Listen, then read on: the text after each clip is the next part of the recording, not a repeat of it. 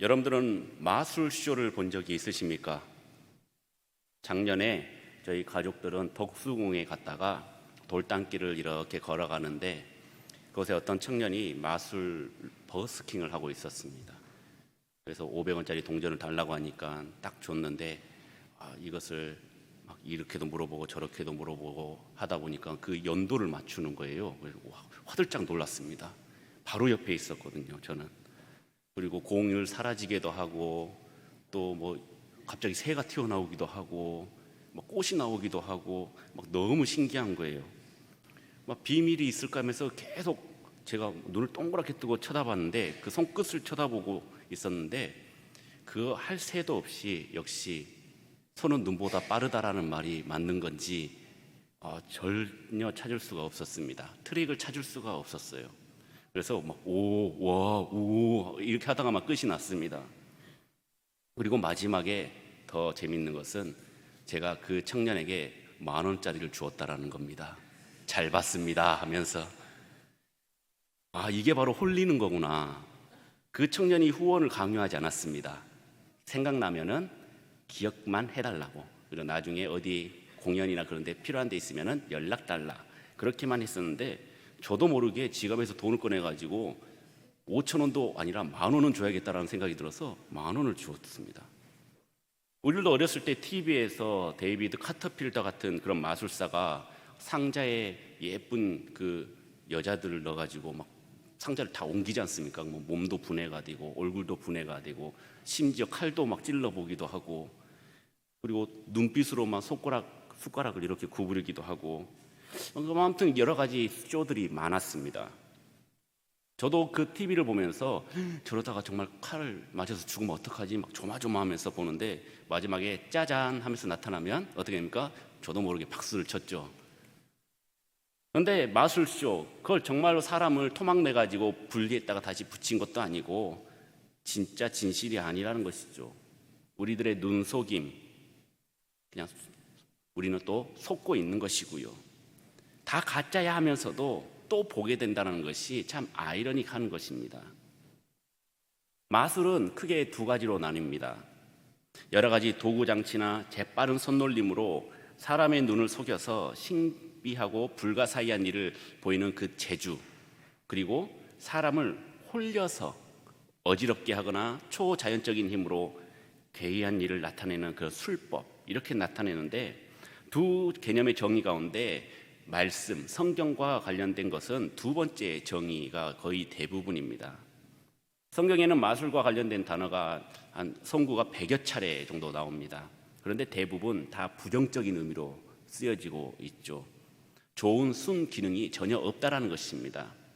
마술사, 신접한 자, 박수, 마법사, 진언자, 초혼자, 점치는 자 모두 다 귀신 들린 자로 규정을 하고 용납하지 말라고 엄히 경고하고 있는 것이죠. 한국 교회도 복음 전도 수단으로 마술을 사용하는 곳이 참 많이 있습니다. 관심과 흥미를 끌어서 지루한 복음이 아닌 재미있게 접근하는데 굉장히 효과가 있었기 때문이죠. 하지만 성경에는 마술을 분명히 금지하고 있습니다. 그런데 이를 사용하는 것인지 맞는지에 대한 그런 질의가 교회마다 이루어졌고 2017년 총회 이단 사이비 대책위원회에서는 교회 안팎에서의 마술 사용에 대한 연구를 발표한 적이 있습니다. 결론부터 말씀드리면 교회에서의 마술 사용은 금지입니다.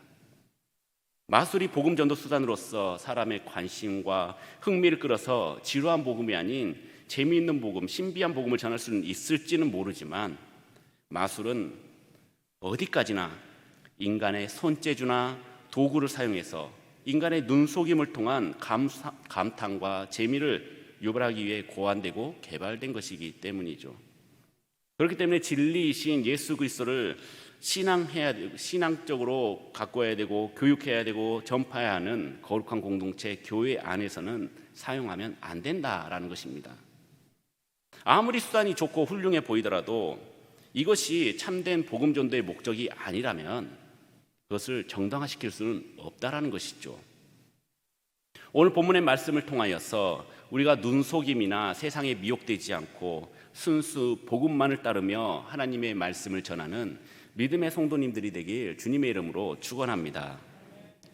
오늘 본문의 주인공 시몬은 마술을 통해서 사람들에게 큰 자라 칭함을 받은 자였습니다. 성경에 기록되어 있지는 않지만 초대교회의 변증가 저스틴은 시몬이라는 자는 애굽에서 철학과 마술을 배워 사마리아에서 오랫동안 마술을 행했던 사람이었고 사람들을 놀라게 하였고 스스로 큰 자라 칭함을 받을 자였고 초대교회의 복음 전파와 사도들의 활동을 교묘하게 방해한 인물이다라고 말하고 있습니다.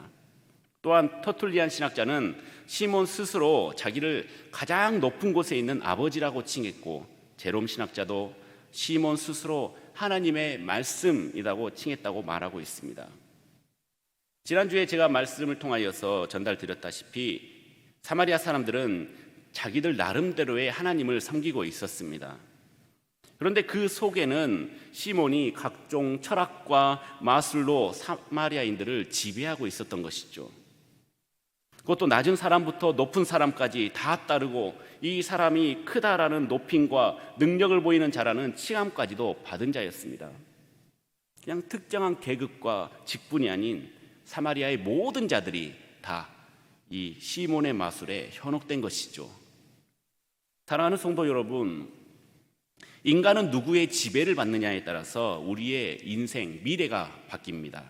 하나님의 지배를 받느냐, 사탄의 지배를 받느냐. 그리고 이제 이 지배는 남녀노소, 직분에 상관없이 똑같이 임한다라는 것입니다. 아이라고 해서 어리니까 사탄이 피해간다? 아닙니다. 병들었다고 불쌍하니까 너는 좀 있다가 올게 하면서 그냥 지나갈까요? 아닙니다. 믿음이 좋으니까 나는 저 사람을 넘어뜨릴 수가 없어 하면서 지나갈까요? 절대 그렇지 않는다라는 것입니다. 우리가 하나님의 지배를 받지 않으면 아무리 깨끗해지고 정직해지려고 해도 결국 사탄의 마술과 세상에 지배받을 수 없는 연약한 육신을 가지고 있는 것입니다. 인간은 그런 존재입니다. 죄, 유혹에 무방비로 노출이 되어 있는 것이죠. 보호막이 전혀 없습니다. 그리고 우리는 결국 넘어져서 사탄의 하수인이 되고 마는 것입니다. 자신들을 선민이라고 그렇게 자부했던 유대인들도 인간이 만든 인본주의, 종교 예식에 지배받고 있었습니다. 이방인들도 자신들이 만든 그 신화와 철학에 지배를 당하고 있었고요. 썩어 없어질 것들을 의지하면서 그것이 참된 진리라면서 떠받들고 살았던 것입니다. 하나님과의 그 단절, 사탄의 문화와 역사에 심취되었고 어떤 이에게는 화려해 보이고 어떤 이에게는 전통적으로 그리고 어떤 이에게는 새로운 문화를 이끌어가는 것 같지만 결국 이들이 추구했던 것은 유한적인 것이고 죄악이었고 그리고 거짓이었습니다. 그 결말이 결국 사망과 죽음뿐이었다라는 것입니다.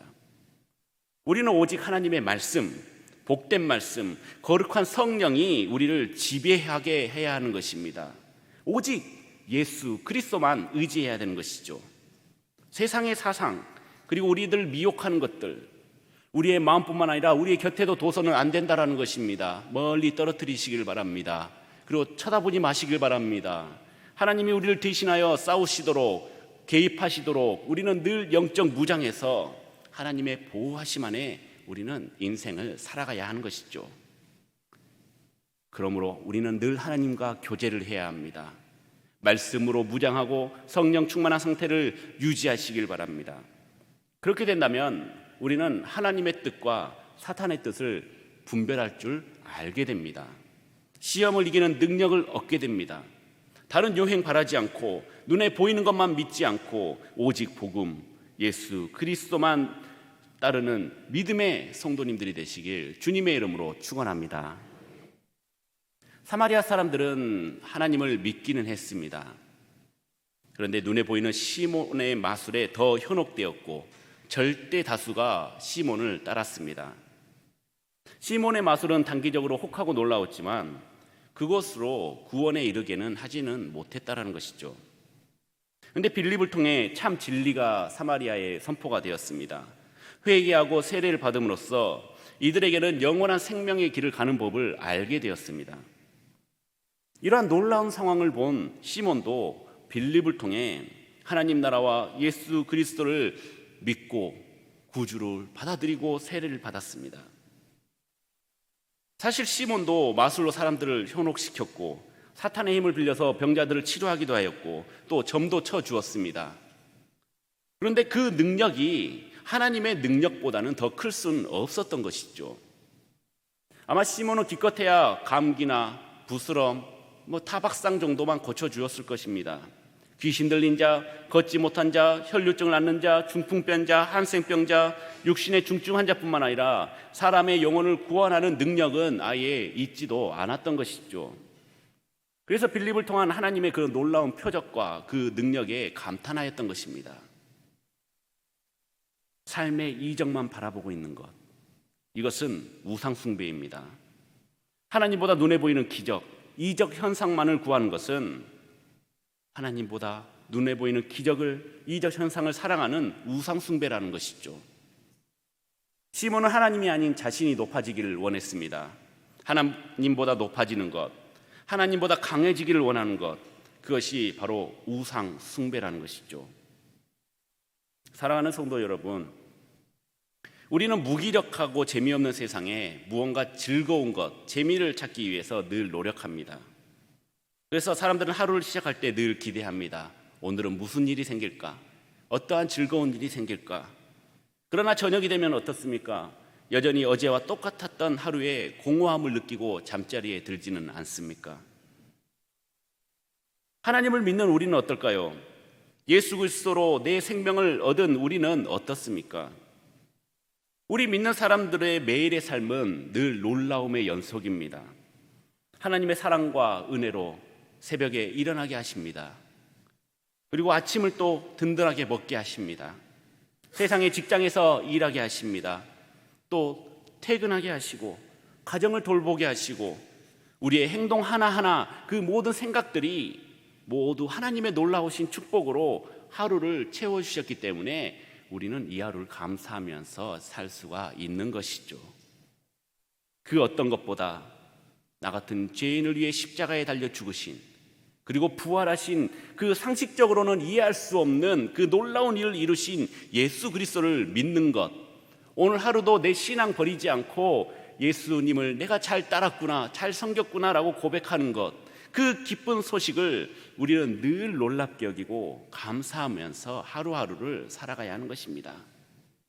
알면 알수록 더 놀라운 일이, 까면 깔수록 더 은혜로운 일이, 파면 팔수록 더 충만한 일이 우리의 삶에 풍성하게 일어나기를 주님의 이름으로 축원합니다. 그리고 이 땅에서의 그 충만함뿐만 아니라 천국에 가면 우리가 이 땅에서는 상상도 못할 일들이 우리 앞에 펼쳐질 것입니다. 사마리아가 빌립을 통해서 구원을 받고 세례를 받았다는 소식은 예루살렘에 있는 사도들에게까지 전달이 되었습니다. 이에 베드로와 요한이 직접 사마리아로 내려가 그들이 성령을 받기를 기도했습니다. 마가다락방의 그 뜨거운 성령의 불길이 사마리아 땅에도 이루어지길 원했던 것이죠. 베드로와 요한이 안수하니 성령님이 사마리아인들에게 임했습니다. 사마리아인들도 예루살렘 교회처럼 마가의 다락방처럼 방언도 하고 예언을 했습니다. 성령의 능력을 체험한 자들의 능력을 서로 확인했던 것이죠. 그런데 하나님의 구원의 역사를 믿고 예수님을 믿고 고백하고 세례까지 받았던 시몬은 그 현상을 은혜로 보지 않았습니다. 하나님의 능력으로 보지 않았습니다. 나도 안수하면 저렇게 성령의 능력을 보일 수 있겠구나 하면서 사도들에게 돈을 주면서 부탁했던 것이죠. 시몬은 권능을 요구했던 것입니다. 권능을 팔아라, 나한테 팔아라. 권능은 두 가지로 나뉩니다. 외적인 능력을 나타내는 두나미스와 내적인 능력을 나타내는 엑수시아로 나눠집니다. 시몬은 그 두 번째인 내적 능력 엑수시아를 원했던 것입니다. 성령의 본질을 돈으로 사려고 했던 것이죠. 세상은 돈이면 웬만치 다 해결이 됩니다. 그렇죠? 돈으로 해결될 수 없는 것 별로 없습니다. 연대 세브란스 병원을 가면 암을 치료하는 중입자 치료기가 있다고 합니다. 2023년에 도입이 되었는데 가만히 누워만 있으면 그 탄소 가속기가 막 돌면서 그 암세포만 가서 찾아서 없애준다고 합니다. 지금까지는 전립선 암 환자들만 치료를 했는데 최근에는 췌장암과 간암까지 확대가 되었다고 합니다. 꿈의 치료기라고도 불리기는데 사실 그 비용이 만만치 않습니다. 췌장암은 3주 동안 12회 비용이 6,500만 원이고 간암은 한 주 동안 4회를 받는데 5천만 원이라고 합니다. 그래도 돈을 써서라도 치료를 받을 수 있는 것이 어떻게 보면 복 아니겠습니까? 요즘은 사랑도 돈으로 살 수 있다고 합니다. 드라마에 나오는 단골 멘트죠. 그 남자친구의 어머니가 우리 아들 만나지 말게 하면서 이렇게 봉투를 이렇게 쓱 꺼냅니다. 어머님 저를 뭘로 보고 하면서 이렇게 보더니 말하기에 너무 많은 돈이었다 하면서 어머님 헤어지겠습니다. 어머니가 사랑을 돈으로 산 것이죠. 물론 이 사랑은 진실한 사랑이 아닙니다. 돈에 혹해서 넘어가 버린 것이죠. 근데 사실 돈으로 살 수 없는 것들이 너무나도 많이 있죠. 우리는 생명을 살 수 없습니다. 구원도 살 수 없습니다. 하나님의 은혜도 살 수가 없고 권능도 살 수도 없고 은사도 살 수가 없습니다. 돈 주고는 살 수 없지만 우리는 하나님의 은혜를 덧입혀서 값없이 받고 있다는 것이죠. 이런 찬양이 있습니다. 돈으로도 못 가요 하나님 나라, 힘으로도 못 가요 하나님 나라. 벼슬로도 못 가고 지식으로도 못 가고 예뻐도 못 가고 잘생겨도 못 가고 마음 착해도 못 가는 하나님 나라. 그러나 거듭나면 가는 나라 하나님 나라, 믿음으로 가는 나라 하나님 나라. 우리는 성과나 잘남이나 행위로 얻을 수 있는 것, 그리고 갈 수 있는 것이 아님에 얼마나 큰 은혜입니까? 여러분들은 얼굴로 외모로 따졌을 때 천국 갈 수 있다고 생각하십니까? 이 정도는 뭐 훌륭하지라고 생각하는 것 자체가 교만이라는 것입니다. 우리 좀 겸손해질 필요가 있는 것이죠. 예수님을 믿음으로 거듭나며 갈 수 있는 곳이 바로 우리의 본향 천국 하늘나라인 것입니다. 이 시몬은 어떻게 됐습니까? 결국 베드로와 요한의 엄청난 심판의 메시지를 받습니다. 20절 말씀, 네가 하나님의 선물을 돈 주고 살 줄로 생각하였으니 내 은과 네가 함께 망할지어다. 돈과 너가 망할지어다. 신앙을, 믿음을 자신의 이기적인 목적으로만 사용한 자의 최후라는 것입니다. 시몬이 세례를 받고 변화되어 가난한 이웃들을 돌보기 위해서 또는 신령과 진정으로 하나님을 섬기고 복음 전파에 앞장서기 위해 살았다면 어떻게 되었을까요? 시몬은 성령을 받아 이전보다 더 현란한 능력으로 사람들을 현혹시키고 돈을 벌기 위해 자신이 더 유명해지고 하나님처럼 되고 싶은 그런 욕망으로 성령을 돈으로 사려고 했던 것입니다. 우리도 시몬과 같을 때가 있습니다.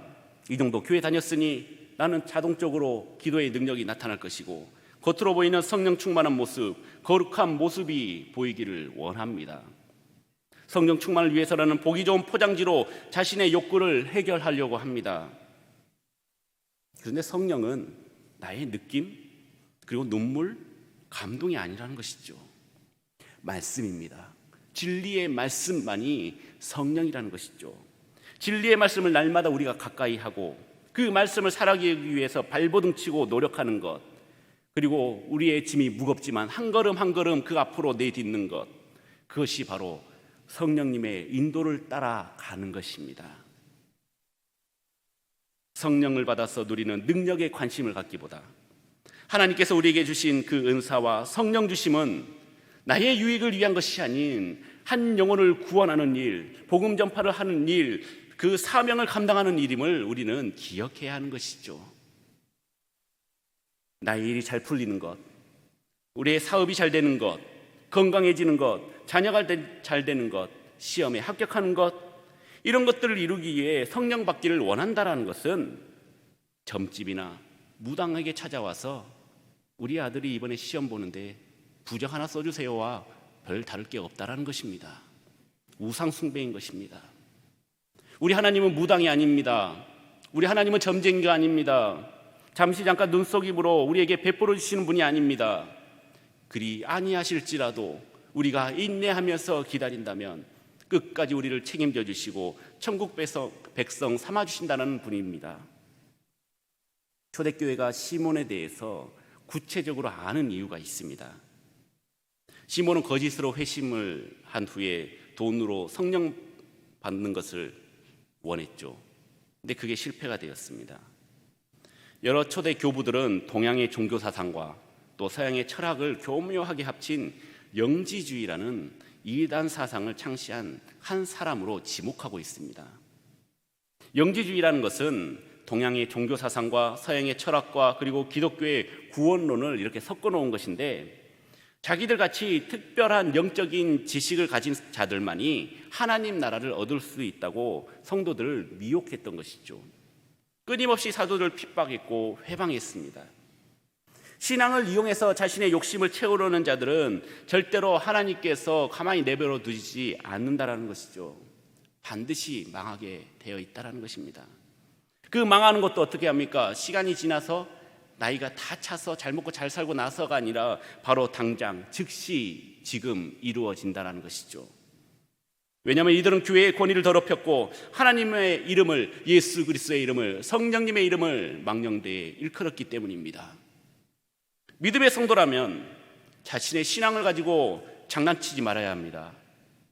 신앙을 수단으로 여기지 말라는 뜻입니다.